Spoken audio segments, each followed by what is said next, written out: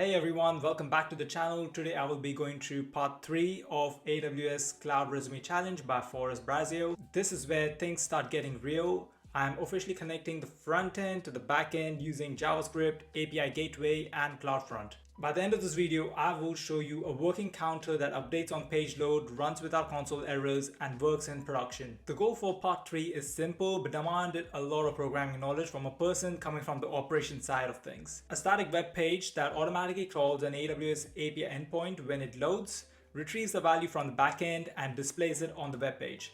This is a critical skill for cloud engineers integrating front-end applications with real cloud services on the backend. Here's the high-level flow. A user loads the site via CloudFront, JavaScript runs on page load, calls API Gateway, triggers Lambda, updates DynamoDB, and returns the counter value to the browser. This setup simulates a real production web application. For the first time in this challenge, I am using JavaScript. To prep myself with this, I went through several short courses on YouTube. All the reference materials are linked down in the description box. To get the script ready, I focused on the following: variables, functions, object and arrays, then moved on to fetch, promises, async await, and JSON response.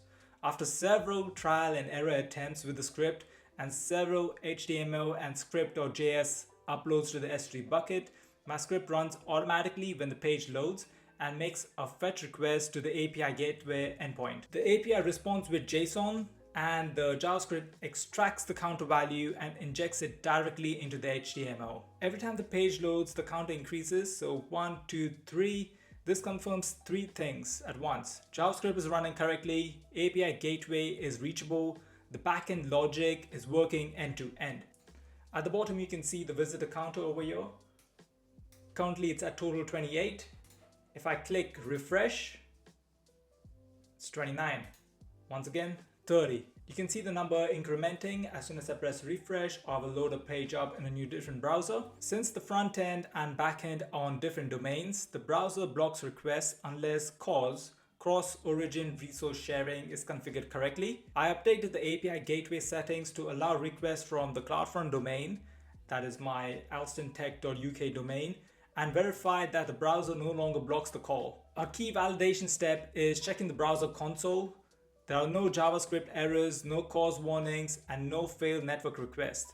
Not everything was smooth going. I did have the CORS errors due to not using the correct API endpoint extension. This is an important step to make sure you can use the browser's dev tools and use the console and network tabs efficiently. Finally, everything is tested through CloudFront, not locally. This confirms that the entire stack works in a real production-like environment: CDN, frontend, API, Lambda, and DynamoDB.